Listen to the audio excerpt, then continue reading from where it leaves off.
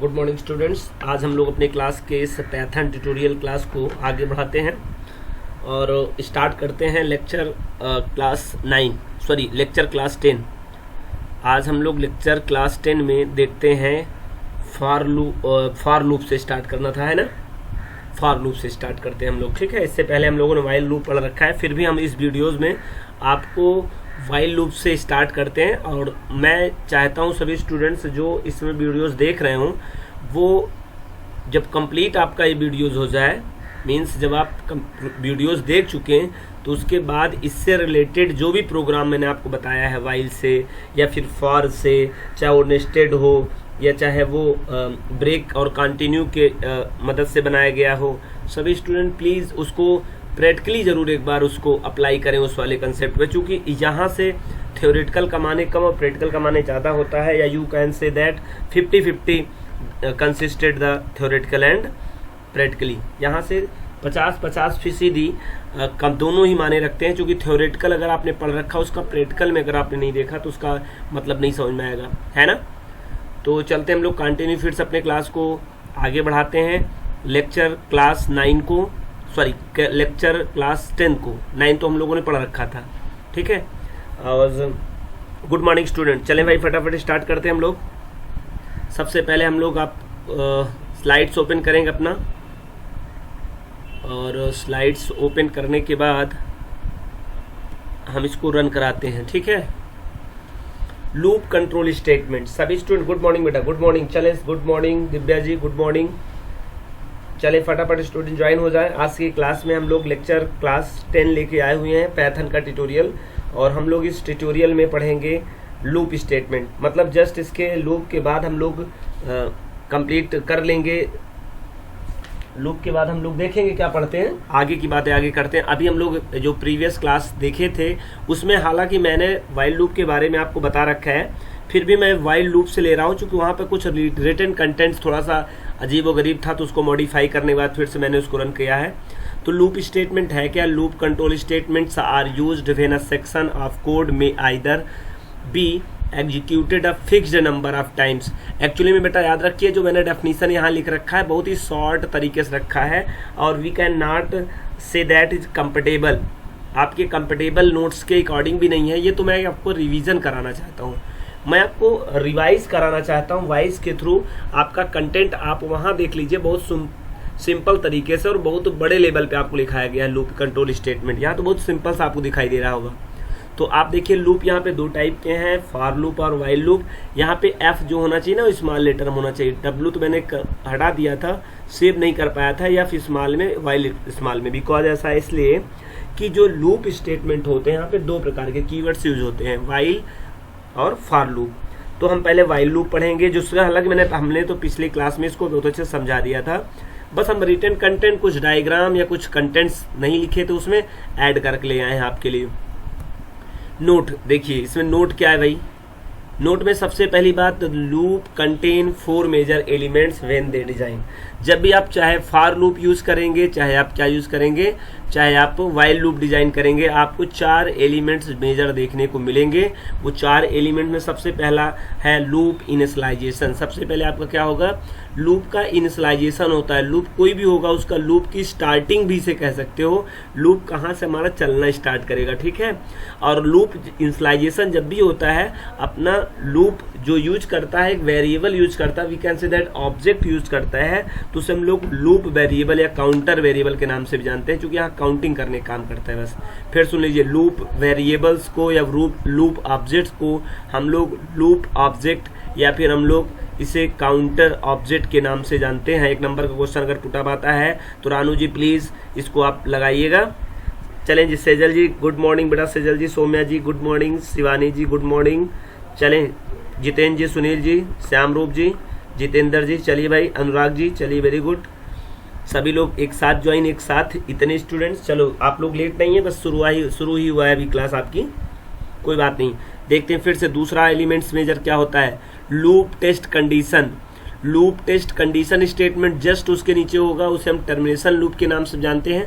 जैसे लूप का अपना स्टार्टिंग होता है वैसे लूप का अपना टर्मिनेशन भी होता है। हम लूप टेस्ट कंडीशन को टर्मिनेशन लूप के नाम से भी जानते हैं। और लूप टेस्ट कंडीशन जब भी होता है इसी में अपना कीवर्ड यूज करते हैं हम लोग, फॉर या तो फिर वाइल। यहाँ पे वाइल हम लगाएंगे, वाइल उसके बाद टेस्ट कंडीशन। हालांकि देखेंगे उसके सिंटैक्स में बॉडी ऑफ लूप स्टेटमेंट्स। तीसरा किसी भी लूप में क्या होता है, बॉडी ऑफ लूप स्टेटमेंट। चौथा क्या होता है, control updation. These are 4 major elements which are designed whenever loop then it existence. चलिए फिर देख लीजिए, सबसे पहले क्या, लूप इंस्लाइजेशन, फिर लूप का टेस्ट कंडीशन, और तीसरा क्या, बॉडी ऑफ लूप स्टेटमेंट, चौथा कंट्रोल अपडेशन। ये 4 आपके एलिमेंट्स रहते हैं जो आपको दिखाई देंगे किसी भी लूप में। चलिए वाइल लूप की बात आ गई। वाइल लूप के बारे में क्या कहें, इससे लेना देना नहीं है। वाइल लूप में लूप का इंस्लाइजेशन देखिए, वाइल लूप कंडीशन टेस्ट दूसरा पार्ट हो गया, बॉडी ऑफ लूप तीसरा पार्ट हो गया, कंट्रोल अपडेशन चौथा पार्ट हो गया, रेस्ट ऑफ कोड से आउट ऑफ कोड हो गया। ठीक है, ये कल हम जब इसको देखे थे इसी को डिजाइन किए हैं। कल वाला वीडियो जो आप देख लीजिएगा वाइल में थोड़ा सा अनमैनर्ड लिखा हुआ था और हमने कोशिश किया इसको एक मैनर तरीके से आपको फिर से डिजाइन करके देने को, विदाउट। चलिए आगे बताने की जरूरत नहीं, आप खुद जानते हैं। यहाँ से कंट्रोल अपडेशन आपका क्या होगा, सबसे पहले हमारा लूप का इंस्लाइजेशन होगा। लूप का इंस्लाइजेशन 1 टाइम होता है। वाइल टेस्ट कंडीशन, यहाँ पर आपकी कंडीशन टेस्ट होगी, पहले कंडीशन टेस्ट होगी, बाद में ही ये बॉडी ऑफ लूप और कंट्रोल अपडेशन ये दोनों पार्ट एग्जीक्यूट होंगे। और पहले तो कंडीशन से इसको गुजरना पड़ेगा टेस्ट करके, इसीलिए इसे हम लोग प्री टेस्ट कंट्रोल स्टेटमेंट के नाम से भी जानते हैं, pre test control loop statement. ठीक है, क्योंकि पहले ही यहाँ क्या कर लिया जाता है, टेस्ट कर लिया जाता है। एक्चुअली में पोस्ट टेस्ट यहाँ होता ही नहीं है। पोस्ट टेस्ट लूप स्टेटमेंट हुआ करता था प्रीवियस प्रोग्रामिंग लैंग्वेज में, जिसे हम लोग डू वाइल के नाम से जानते थे।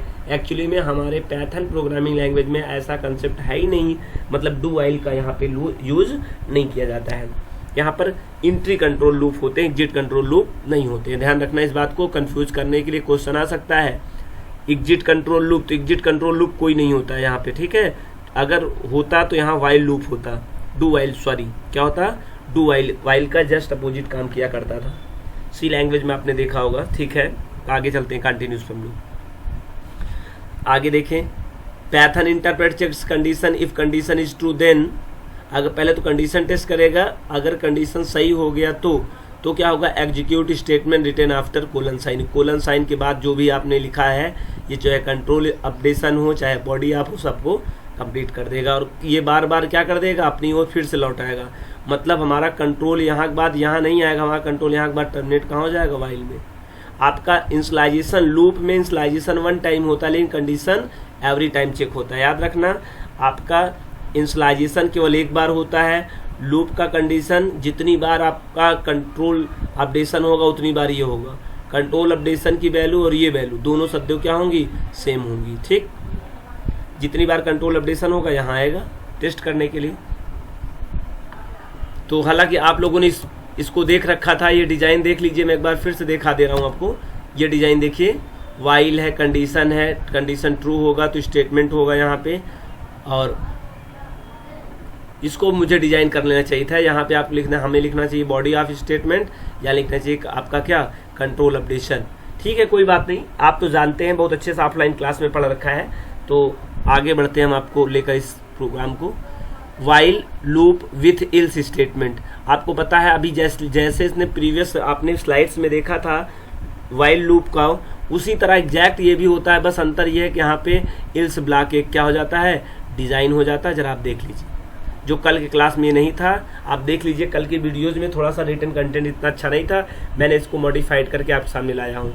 देखिए, लूप इंस्लाइजेशन है, फिर लूप का कंडीशन होगा, बॉडी ऑफ लूप स्टेटमेंट या स्टेटमेंट्स हो सकते हैं, लास्ट लाइन में कंट्रोल अपडेशन होगा।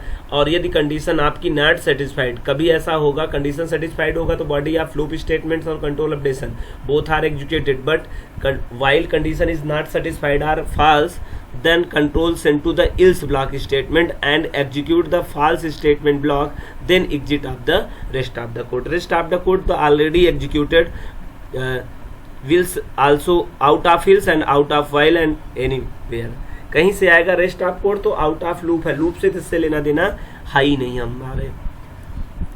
आगे क्या करते हैं, अच्छा एक्चुअली उसका फिर डायग्राम बनाया गया है, डायग्राम में मैंने कोई चेंजेस नहीं किया, इसलिए आपको उसमें देखने में कोई अंतर नहीं मिलेगा। हम आते हैं फिर से कहाँ पे, अच्छा उसी को फिर से आपको दिखाया गया है किस तरह से काम करता है इन्फिनाइट वाइल लूप में। देखिए मैंने हाँ यहाँ भी चेंजेस किया है डायग्राम, थोड़ा सा सिंटैक्स में। लूप का इनिशियलाइजेशन होगा वाइल, यहाँ देखिए मैंने लिखा लूप इनिशियलाइजेशन, मैंने क्या लिखा वाइल। वाइल में आप ट्रू पास कर दो, ट्रू कहो या 1 कहो एक ही बात है, या पॉजिटिव वैल्यू कोई या कोई निगेटिव वैल्यू, मतलब इनफिनाइट बनाने के लिए मात्र ट्रू नाम का एक कांस्टेंट वैल्यू बुलियन का डाल लेना जरूरी नहीं है। आप कोई 1 भी अक्सर आपको क्या दिखाई देगा 1 या ट्रू, लेकिन मैंने इसको क्या कर दिया है पॉजिटिव और निगेटिव, मैंने ये बता दिया है कि 1 ही जरूरी नहीं है, ट्रू ही जरूरी नहीं है, कोई भी नंबर पॉजिटिव हो या निगेटिव हो अगर रहेगा तो कंडीशन ऑलवेज वो क्या होगा ट्रू ही माना जाएगा, तो वो अंदर एग्जीक्यूट करेगा जाके बॉडी ऑफ पार्ट को वहां पे लूप के, ठीक है। मात्र यहाँ 0 इसको नहीं पाना होगा बस। अगर आप कंट्रोल यहाँ पर अगर सब कुछ हटा दिया जाए थोड़ी देर के लिए और 0 रख दिया जाए वाइल में, तो एक बार भी आपका कंट्रोल एग्जीक्यूट नहीं होगा, क्योंकि 0 कहो या फॉल्स कहो बात वही हुई। 0 फॉल्स से क्या होता है हमारा कंट्रोल अंदर जाएगा ही नहीं, लेकिन इसके अलावा जो भी होगा बार बार जाएगा। यहाँ आप आपने ग्रेटर देन लेस देन ऐसा कुछ तो किया नहीं है। एक्चुअली में कंडीशन जब टेस्ट करते, जब आपको कंडीशन टेस्ट करने वाला कोई ऑपरेटर यूज होता, यहाँ कोई ऑपरेटर तो यूज कर नहीं, डायरेक्ट वैल्यू दे रहे हो, तो इसलिए डायरेक्ट वैल्यू देने की वजह से आपका जो बॉडी ऑफ लूप स्टेटमेंट है वाइल का every time will be executed. अगर आप every time will be executed then condition is not unsatisfied, and condition is not unsatisfied, then every times they are executed in continuously, so that is this types of loop called to infinite loop, अनंत समय तक चलने वाला loop जिसका कोई अंत ना हो। Body of loop statement यहाँ बताया जा रहा है कि by mistake make infinite loop, इस तरह के अगर स्टेटमेंट बनाए गए हैं तो बाय मिस्टेक है, किसके द्वारा प्रोग्रामर के द्वारा। कंट्रोल अपडेशन होगा, रेस्ट ऑफ कोड होगा। जरा इसको अच्छे समझिए, बताया गया है लूप इनिशियलाइजेशन वाइल, फिर ट्रू या 1 या पॉजिटिव या कोई निगेटिव वैल्यू अगर पास कर दोगे, इंडेंटेशन मार्क लगा दोगे, तो body of the loop statement control updation ये part automatically every time will be executed whenever your system is damaged. जब तक आपका सिस्टम नहीं डैमेज हो जाए या लाइट डिस्कनेक्ट ना हो जाए तब तक कंटिन्यूसली क्या करता रहेगा आपका एग्जीक्यूट होता रहेगा। और इस तरह का इन्फिनाइट लूप अगर डिजाइन किया गया है तो this is the by mistake by of programmer, it is not planning, या प्लानिंग के साथ नहीं बनाएगा। अच्छा नीचे देखिए वाइल ट्रू, यहाँ जो आप ट्रू केवल लिखे हुए हैं, यहाँ समझिए 1 भी अगर कोई पास कर देता या 100 पास कर देता, 500 पास कर देता, 5 लाख पास कर देता, -5000 पास कर देता, एवरीथिंग आप इसको समझिए यही चीज है, तो condition every time will be true, and जब प्रत्येक टाइम उसको ट्रू मिलेगा तो बॉडी ऑफ लूप उसका एग्जीक्यूट होगा ही होगा।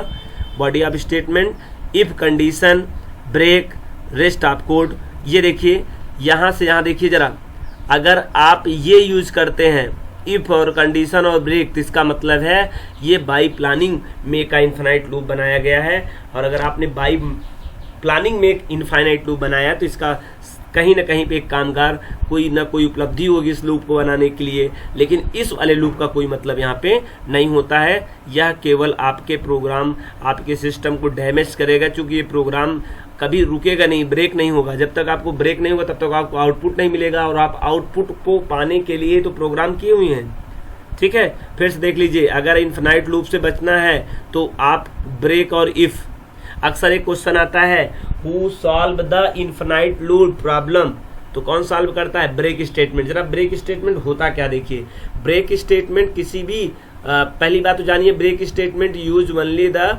व्हाइल लूप स्टेटमेंट और फॉर लूप स्टेटमेंट।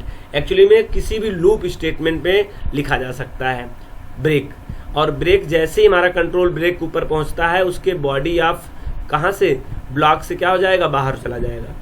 आपका ब्रेक स्टेटमेंट जैसे लूप में कहीं मिलेगा वहां पाते ही कंट्रोल वहां से ऊपर नहीं जाएगा, ना तो बची हुई लाइनों को एग्जीक्यूट करेगा उसके ब्लॉक को, सीधे फंक्शन से बाहर निकल जाएगा। ये सभी आप स्टूडेंट जानते हैं, हमने प्रोग्राम करके दिखाया है। मैंने आपको फिर से बताया था, जितना भी मैंने प्रैक्टिकल में ये थ्योरेटिकल बता रहा हूँ उससे रिलेटेड आप जरूर एक अपनी कॉपी पे बगल में प्रैक्टिकली करके इस बात को समझ लें। नेस्टेड वाइल लूप, इसको भी मैंने मॉडिफाइड किया था। तो while outer loop condition test 1, actually में इसके ऊपर इंसलाइजेशन होना चाहिए था, इंसलाइजेशन, ठीक है, आउटर लूप इंसलाइजेशन, फिर वाइल, फिर आउटर लूप कंडीशन टेस्ट और फिर कोलन सिंबल। अब जरा देखिए आउटर लूप, अच्छा सॉरी बाद में मैंने कर दिया है, सॉरी, ये देखिए आउटर लूप इंसलाइजेशन पहले किया गया है, फिर while outer loop condition test 1, उसके बाद क्या, फिर इनर लूप इंसलाइजेशन, फिर वाइल का इनर लूप कंडीशन टेस्ट 2 और फिर बॉडी ऑफ इनर लूप, फिर control updation of inner loop, फिर body of outer loop statement, control updation outer loop, rest of loop. इसको बहुत अच्छे से देख लीजिए, क्योंकि स्टूडेंट जानिए अगर आपने इसको अच्छे से समझ लिया तो आपको बात बिल्कुल क्लियर हो जाएगी। ध्यान देखिए, यहां से यहां तक का एरिया आप देखिए, आउटर लूप क्या है, आउटर लूप का एरिया यहां से शुरू होता है, यहां से शुरू होता है, कहां तक होता है, ए यहां तक होता है, ये आउटर लूप है। क्या है ये, आउटर लूप है। थोड़ी सी मिस्टेक है एक, सॉरी, अगर आप देखा जाए थोड़ा सा मिस्टेक क्या है, हमने ध्यान नहीं दिया, हमको ये इनर के सामने लिखना चाहिए था, वाइल के सामने, सॉरी, ये इस बात को ध्यान रखिए आप स्टूडेंट्स। इसको थोड़ा सा बॉडी ऑफ लाइन को थोड़ा सा अपने साइड में सरका लीजिए। एक्चुअली मैं कर नहीं पाऊंगा क्योंकि आपका वीडियो अपलोड होना शुरू हो गया, आप ऑनलाइन क्लासेस है ना, तो ये प्रॉब्लम होगा, मैं उसमें कुछ करूंगा तो ये लाइन आपको शिफ्ट किसके सामने होना चाहिए, वाइल के ठीक सामने होना चाहिए, यहाँ पे, ठीक। और रेस्ट ऑफ कोड तो बिल्कुल सही है, याद रखना भाई, this is the mistake of typing, this is not mistake of programming. यह मिस्टेक मात्र टाइपिंग का, चूंकि मैं समझाते समय इस बात को आपको ध्यान दे रहा हूँ कि ये स्टूडेंट ऐसा नहीं करेंगे बेटा, याद रखना। हम लोगों ने इंडेंटेशन मार्क्स का अपना एक रूल होता है, और हम जब ये भी यूज, ये बॉडी ऑफ आउटर लूप आप समझिए, जो ये है ना, या ये वाली लाइन यहाँ से, बस ये बॉडी ऑफ और कंट्रोल 2 कट कर दीजिए और इसको राइट साइड हैंड में शिफ्ट कर लीजिए, तो बिल्कुल सही हो जाएगी बात, समझ में आपको कोई डाउट। तो चलिए रेंज फंक्शन जो आज हम लोगों को पढ़ना है, आज का टॉपिक क्या था, रेंज फंक्शन। चले, range function is use to generate a sequence of integers starting from 0 by default। Actually में रेंज फंक्शन का प्रयोग जनरेट किया जाता है, सीक्वेंस टाइप की इंटीजर वैल्यू केवल निकालता है। ध्यान सुनिए क्या कहा उसने, रेंज फंक्शन क्या करता है, जनरेट माने उत्पन्न करता है, कहां से, सीक्वेंस ऑफ इंटीजर्स, 0 से स्टार्ट करके और कहां तक, जितना आप दिए रहेंगे रेंज की वैल्यू उतनी तक वो क्या करेगा, वैल्यू जनरेट कर देगा। काउंट केवल छापता है बस गिनती को, ठीक। अब बाय डिफॉल्ट आप कुछ नहीं देंगे तो क्या करेगा, 0 से लेगा, और सर कहां तक जाएगा ये ना दिया जाए भैया, अगर आप रेंज में एंडिंग नहीं बताओगे तो एरर है भाई, एंडिंग नहीं बताओगे तो कैसे करेगा वो, आप स्टार्टिंग ना बताओ चलेगा, लेकिन एंडिंग तो बताना मस्ट है, क्योंकि एंडिंग आप बताएंगे तब वो वहां तक तो चलेगा, क्योंकि ऐसे तो अनंत तक गिनती होती, कितना तक करेगा, हमारा सिस्टम क्या हो जाएगा, इनफाइनाइट जैसा काम ये भी कर लेगा, लेकिन एक्चुअली में यहाँ पे एरर जनरेट करता है, ठीक है। चलो देखिए आप आगे क्या बता रहा है, and increment by 1 by 1 by default होता है। एक्चुअली में क्या होता है, यहाँ 2 चीज ध्यान रखिए, शुरुआत कहाँ से होता है बाई डिफॉल्ट, 0 से, और इंक्रीमेंट बाई डिफॉल्ट क्या होता है 1 by 1, और क्या टिल j-1। सर ये j क्या है, j मतलब होता है यहाँ पे ending of the range value, जहां से आप एंड करेंगे। अगर आपने रेंज वैल्यू 10 बता दिया है तो वो 9 तक ही लूप हमारा चलेगा। ऐसा क्यों बेटा, चूंकि 0 से स्टार्ट होता है। सर अच्छा 0 ना दें, हम 1 दे दें तब कैसे होगा, तब भी आपका दिया गया वैल्यू से क्या होगा, 1 कम तक ही रो करेगा। आते हैं देखते हैं सिंटैक्स में, syntax range, start range value, आप जो एक वैल्यू देंगे, नंबर देंगे, वो नंबर क्या मानेगा, पीवीएम उसको ट्रीट करेगा शुरुआती वैल्यू। अगर आपने पहली वैल्यू दिया और कामा लगाया, फिर आपने दूसरा वैल्यू दिया, फिर कामा लगाया, अगर आप 3 आर्गुमेंट पास करते हो, एक्चुअली में आप आर्गुमेंट न कहें पैरामीटर कह दे, एक्चुअली में अगर इसमें 3 पैरामीटर यूज, चलो आर्गुमेंट कह देते हैं, ठीक है। जब आप इसको 3 आर्गुमेंट्स पास करते हो तो ये पहला आर्गुमेंट क्या ट्रीट करता है, PVM as a start range value, मुझे शुरू कहाँ से करना है, छापना कहाँ से है। तो आप बाय डिफॉल्ट रेंज क्या होता है, ऑप्शनल होता है, अगर आप नहीं भी देते हैं तो कोई बात नहीं, 0 ले लेगा, ठीक है। स्टॉप रेंज वैल्यू, ये बहुत इंपॉर्टेंट होता है। अगर आपको रेंज में केवल 1 नंबर दिख जाए, 1 आर्गुमेंट मात्र, तो याद रखिए वो आर्गुमेंट ना तो स्टार्ट माना जाता है, ना ही वो इंड माना जाता है, क्या माना जाता है, वो स्टॉप माना जाता है, सॉरी न स्टार्ट माना जाता है, न स्टेप पर रेंज वैल्यू माना जाता है, क्या माना जाता है, स्टॉप माना जाता है। और जो भी आप वैल्यू दोगे स्टॉप में उससे कम छपेगा। तीसरा आर्गूमेंट है स्टेप पर रेंज वैल्यू, मतलब रेंज स्टार्ट कहाँ से कर दिया, 1 से कहाँ तक किया, 10 तक, तो 1 से 10 तक के बीच में कितने कितने स्टेप की गैपिंग देना है, ये चीज़ ये डिक्लेयर करता है। चलें आगे। Starting position, if we do not mention start by default is 0। यदि आपने स्टार्ट वैल्यू में कुछ नहीं दिया तो क्या मानेगा, इसको 0 एज ए ट्रीट करेगा, अगर स्टार्टिंग में अगर आपने कुछ नहीं दिया तो, बिगिनिंग में, ठीक है। और एस्टिक में देख लीजिए क्या एस्टिक माने यहाँ पे क्या है, एस्टिक मतलब बहुत इंपॉर्टेंट है, ये ऑप्शनल है लेकिन ये क्या है, इंपॉर्टेंट है। इंडिंग पोजीशन, स्टॉप माने ending position of the range, range की इंडिंग पोजीशन क्या होगी, स्टॉप वही जो मैंने लिखा है range value. The range of integer stops 1 elements prior of stops, if stop is j then it will stop at exact j-1। बोला जा रहा है जो इंडिंग पोजीशन होगी, the range of integer stops, जो भी आप यहाँ पर देंगे रेंज में स्टॉप के लिए एलिमेंट्स, वो याद रखना वो एक कम में जाके रुकेगी, मतलब 10 करोगे तो 9 तक जाएगा और 100 करोगे तो 99 जाएगा। अगर 100 बार चलाना तक 100 एक बार वहाँ पे देना पड़ेगा। स्टेप साइज क्या होता है, increment by step size, if we do not mention start by default it's 1। Actually में क्या कर रहा है, आप बताया जा रहा है कि आप जो शुरुआत से अंत तक जाएंगे उसका क्या बीच बीच में गैपिंग रहेगा, रेंज का क्या डिफरेंस रहेगा। आप 3-3 गैपिंग करके चलना चाहते हैं, 4-4 की गैपिंग करके चलना चाहते हैं, 10-10 गैपिंग करना चाहते हैं, या 1-1 की गैपिंग करना चाहते हैं, और 1-1 का तो बाई डिफॉल्ट ये सेट ही रहता है। अगर आपको 1-1 की गैपिंग करना है तो आपको तीसरा वाला आर्गूमेंट देने की जरूरत नहीं है, क्योंकि बाय डिफॉल्ट वो 1-1 का इंक्रीमेंट लेता ही है। और यदि आपको स्टार्ट 0 से करना है तो आपको फर्स्ट आर्गूमेंट भी क्या करना है, नहीं देना है, क्योंकि फर्स्ट आर्गूमेंट भी हमारा पीवीएम क्या ट्रीट करता है, 0 ही करता है। लेकिन जो बीच में है, मतलब जो फर्स्ट और स्टेप के बीच में होता है स्टॉप वैल्यू, वो देना बहुत इंपॉर्टेंट होता है। अगर सर उसको मिस्टेक कर दें तो, या बहुत सारे स्टूडेंट बोलते हैं सर मैंने 2 वैल्यू दे दिया है, कॉमा फिर 2 वैल्यू, तो जो पहली वैल्यू होगी उसको फिर भी हमारा पीवीएम क्या मानेगा, स्टार्ट मानेगा, जो दूसरी वैल्यू होगी उसको क्या मानेगा, इंड मानेगा। 3 आर्गूमेंट देने पर ही एकदम ऐसे एग्जैक्ट मानता नहीं, वो अपने हिसाब से सेट करता है, ठीक है। आगे देखेंगे आप समझ में आएगा। रेंज फंक्शन में सिंटैक्स में रेंज जे मतलब यहाँ पे क्या है, जे का मतलब ये है यहाँ पे कि जो आप इंडिंग देंगे यहाँ पे, ठीक, तो जो भी आप जे देंगे तो 0 से स्टार्ट करेगा और जे से 1 कम तक चलेगा, ठीक है, यही बता रहा था मैं। एग्जाम्पल रेंज 10, जैसे आपने एग्जाम्पल में रेंज 10 दे दिया तो आप जे की वैल्यू आप इसे समझिए जे, तो जो आप ये 10 दिए हैं ऑलवेज स्टार्ट कहाँ से होगा, 0 से होगा, बिल्कुल सही, 0 1 2 3, लेकिन जे से कम मतलब 10 से कम मतलब कहाँ तक, 9 तक चलेगा। सिंटैक्स आई कामा जे, आप क्या कर दिए, आई कामा जे कर दिया, तो क्या होगा, आई का मतलब क्या है यहाँ पे देखिए, आई कामा आई +1 आई +2 आई +3 j-1। यहाँ आई का मतलब क्या, आई का मतलब शुरुआती वैल्यू है, शुरुआत वैल्यू, फिर एक उसमें जुड़ जाएगा, फिर एक जुड़ जाएगा। एग्जाम्पल में देखिए समझ में आ जाएगा।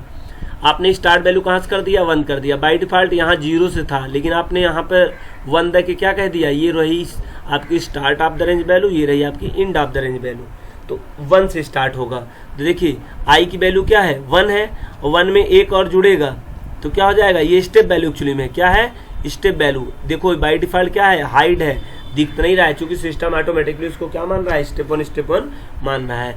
तो आई का पहली वैल्यू तो आई छपेगी ही, आई में एक जुड़ेगा 2 हो जाएगा, आई में एक और जुड़ेगा 3 हो जाएगा, आई में एक जुड़ेगा 4 हो जाएगा। तो ये इसी तरह क्या हो जाएगा, 1 से स्टार्ट करके, और जो आप इंड वैल्यू दोगे उससे कम तक छापेगा, देख लीजिए 9 तक।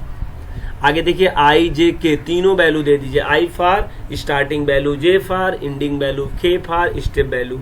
तो आप जो भी देंगे उसको भी देख लीजिए, उसी तरह चलने का तरीका है।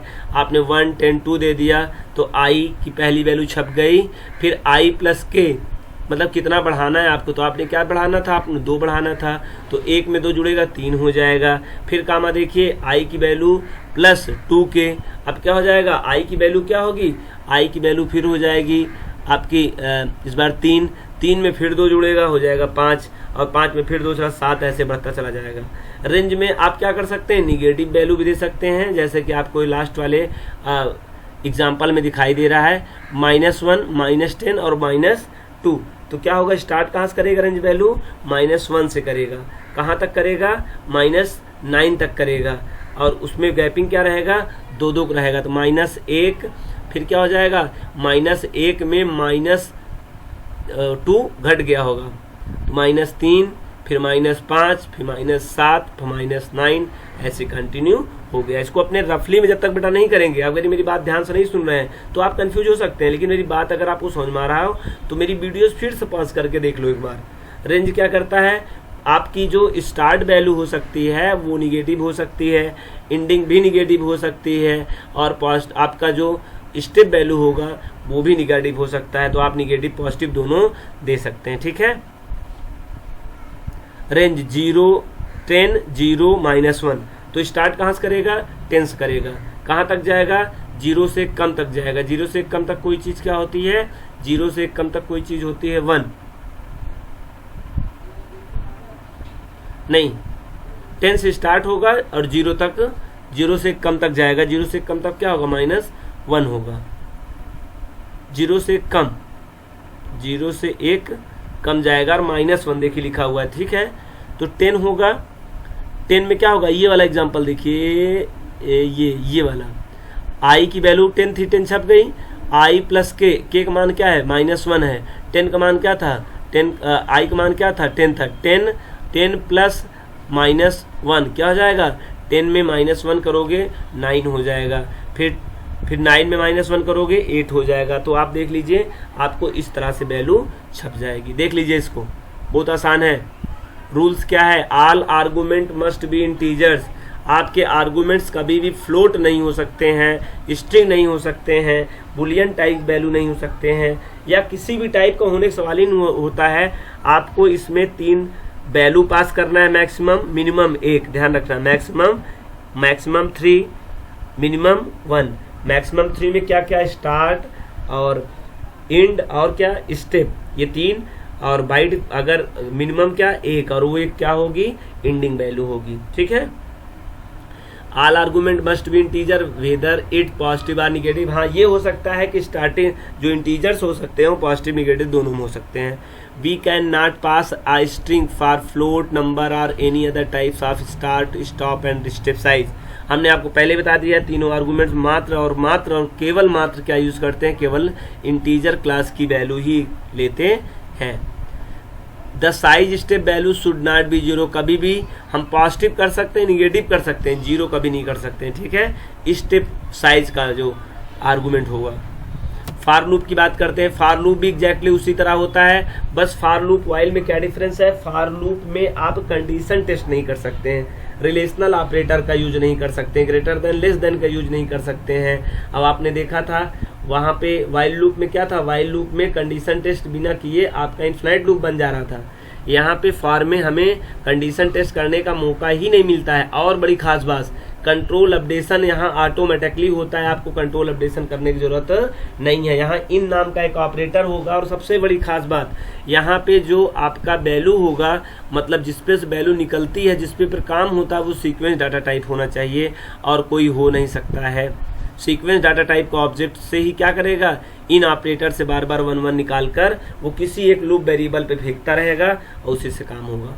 ठीक, क्या खास बात सुना आपने, वाइल में आप कंडीशन टेस्ट करा सकते हैं, बट फॉर में कंडीशन टेस्ट नहीं करा सकते हैं। वाइल में वाइल नाम का कीवर्ड यूज होता है, फॉर में फॉर लूप का कीवर्ड होता है। वाइल लूप में आपने देखा था 1 2 3 4 लाइन मस्ट था, इनिशियलाइजेशन ऑफ लूप का कंडीशन, और फिर क्या था, बॉडी ऑफ लूप और कंट्रोल अपडेशन।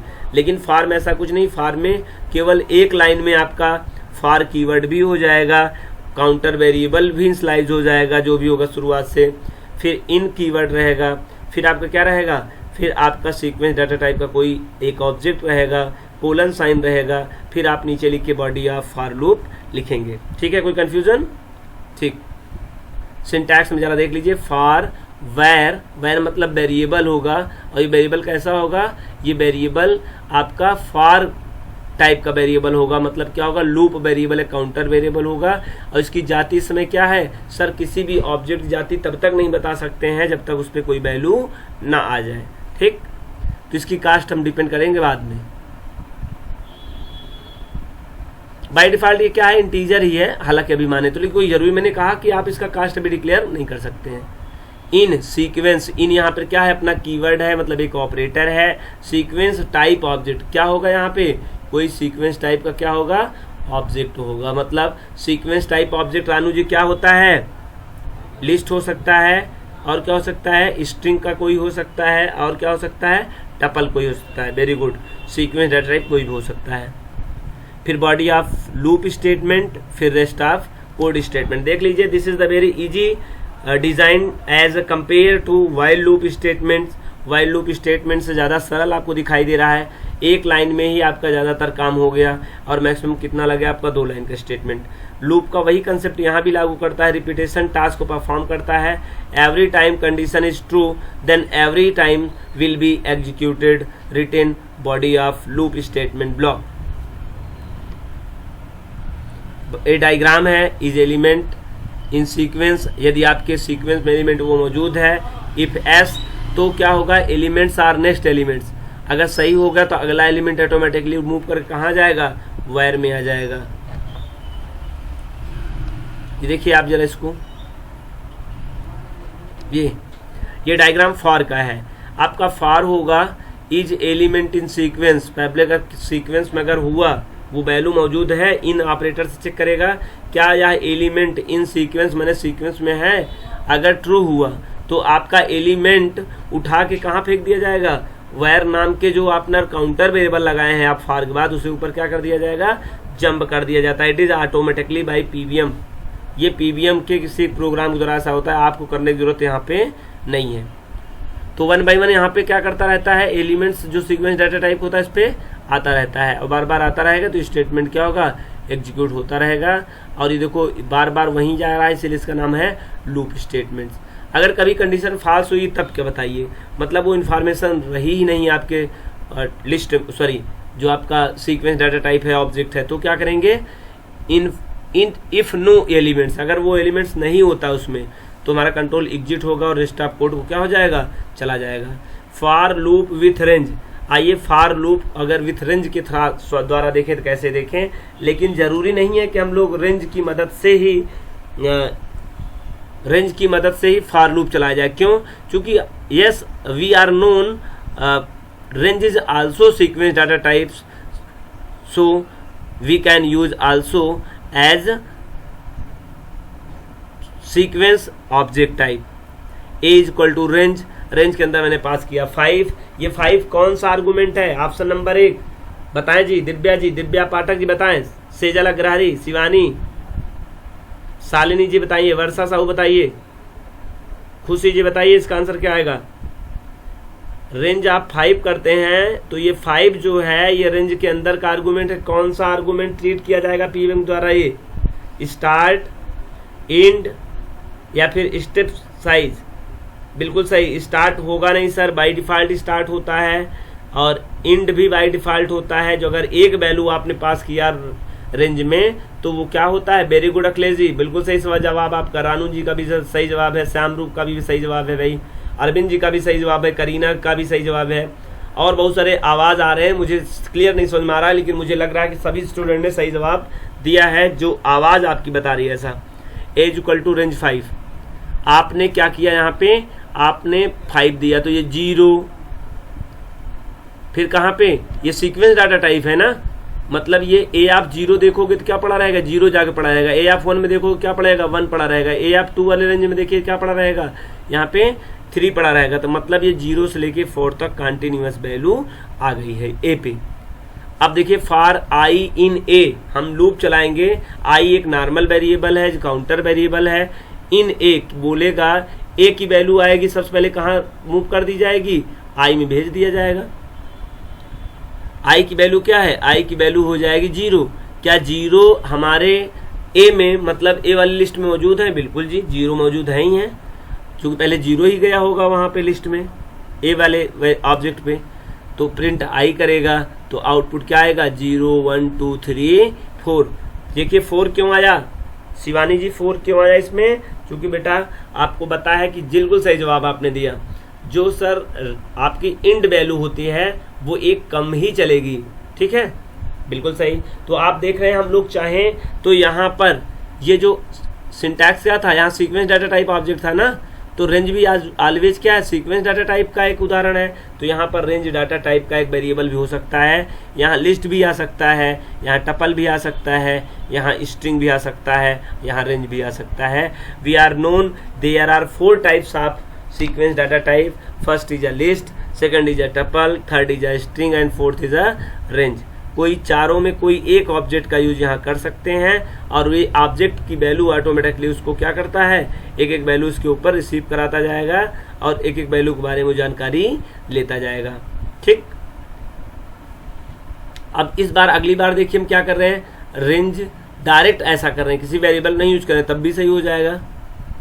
ये देखिए सेम आउटपुट रहेगा यहाँ भी, क्योंकि चाहे आप यहाँ से उठाइए चाहे किसी वेरिएबल पर रख के आइए, कोई प्रॉब्लम नहीं, ठीक। अगर ए की वैल्यू प्रिंट करा लिया जाए तो क्या आएगा रानू जी बताइए, अगर ए की वैल्यू प्रिंट करा लूं तो इस वाले प्रोग्राम में अगर ए की वैल्यू प्रिंट करा लेता तो क्या आता, बिल्कुल सही जवाब 0 1 2 3 4 ही तो आता, सही कह रहे हैं आप। फॉर लूप विथ इल्स, आप सभी जानते हैं हम लोगों ने वाइल के साथ इल्स यूज किया है, जो कंसेप्ट वाइल के साथ इल्स का है वही कंसेप्ट यहाँ भी है, कोई मतलब नहीं है। जब कंडीशन जब ट्रू रहेगा सीक्वेंस डाटा टाइप में मिलता रहेगा, उसके ऊपर रिसीव कराता रहेगा वैल्यू और उसका काम होता रहेगा। और बिल्कुल जब आपका कुछ नहीं होगा, मतलब लूप जो आपका सीक्वेंस डाटा टाइप का ऑब्जेक्ट है उसमें से अगर वैल्यू नहीं मैच करेगी, इन ऑपरेटर नहीं खोज पाएगा तो फॉल्स आएगा, तभी आपका कंट्रोल इल्स वाले ब्लॉक में आएगा और लिखेगा ब्लॉक स्टेटमेंट को क्या करेगा, एग्जीक्यूट करेगा, उसको एग्जीक्यूट करने के बाद ही रेस्ट ऑफ कोड पर जाएगा।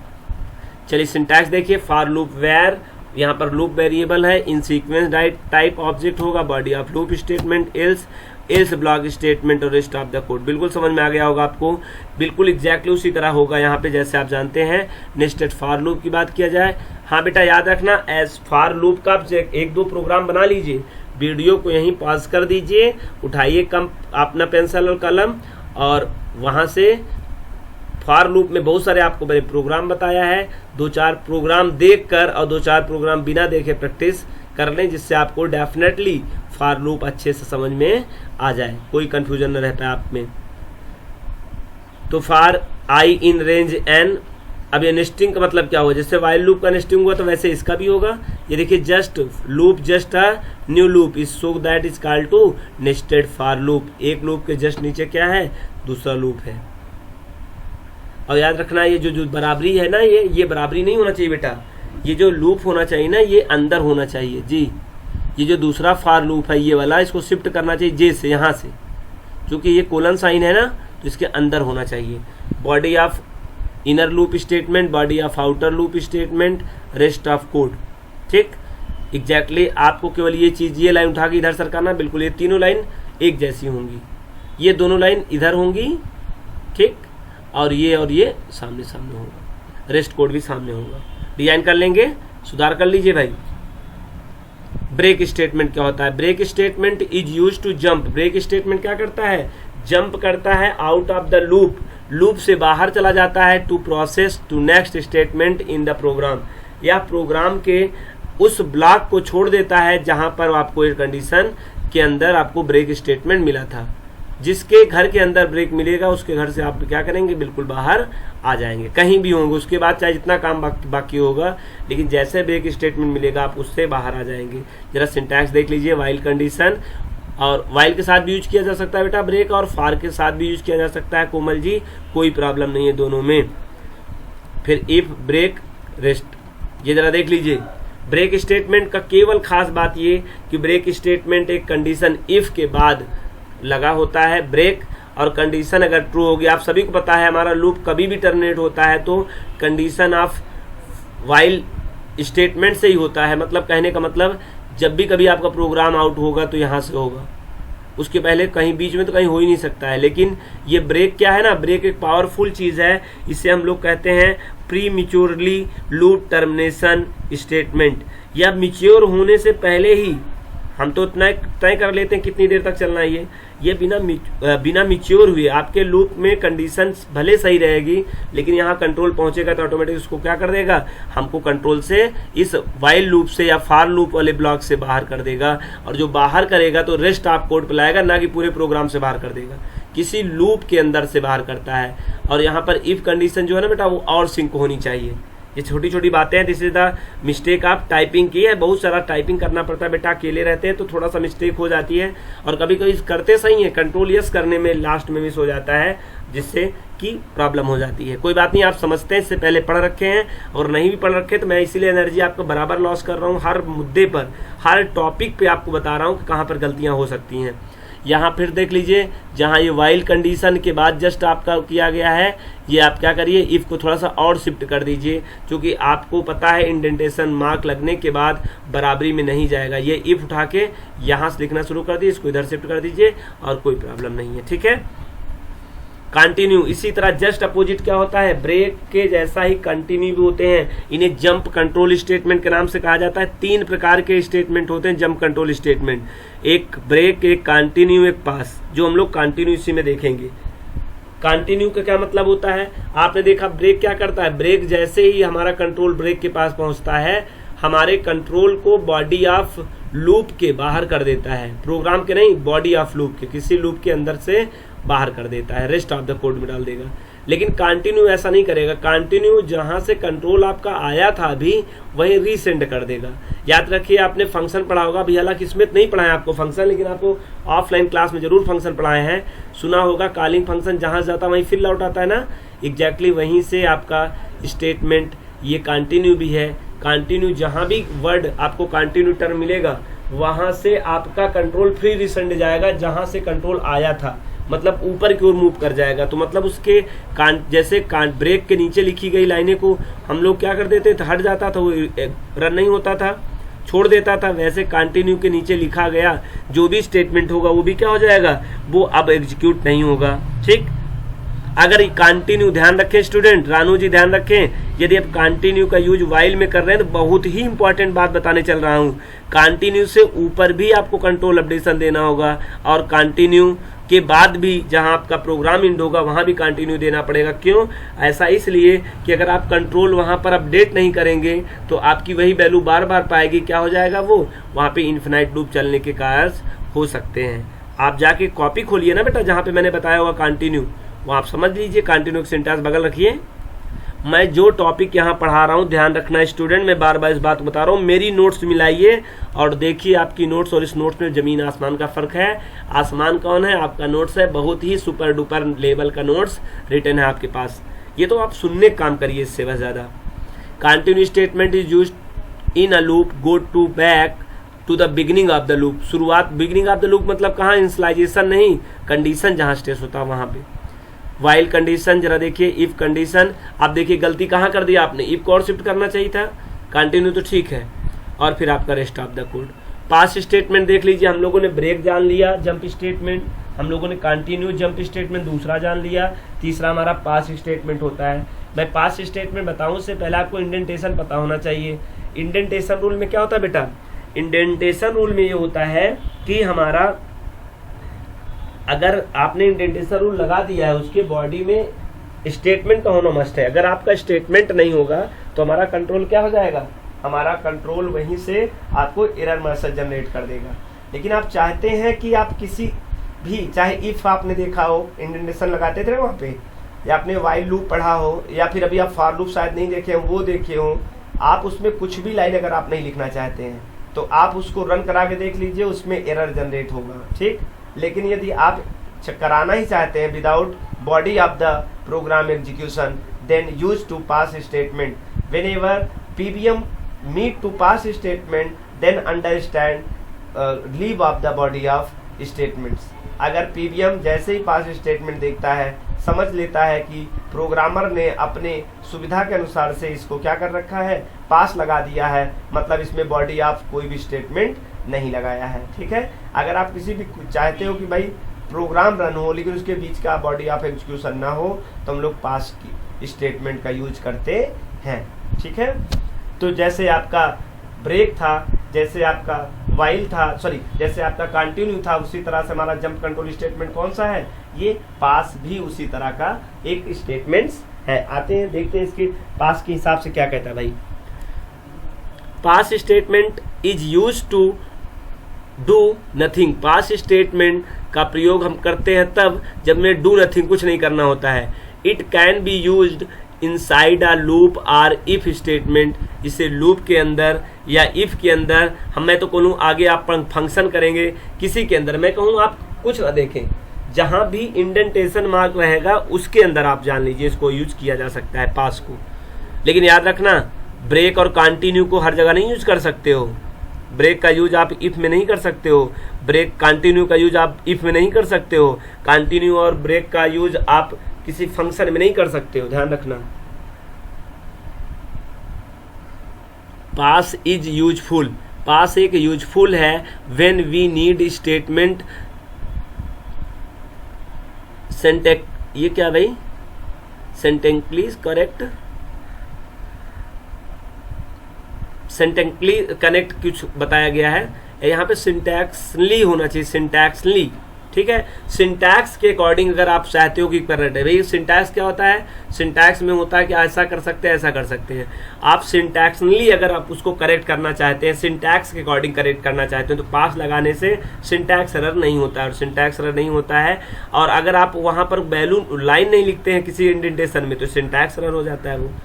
But we do not want to do any operation, लेकिन इसके अलावा कोई और ऑपरेशन यूज नहीं होता। जैसे इफ है, कंडीशन है, आप पास लगा दीजिए, आप इस लगाइए, वहां भी स्टेटमेंट लगा दीजिए।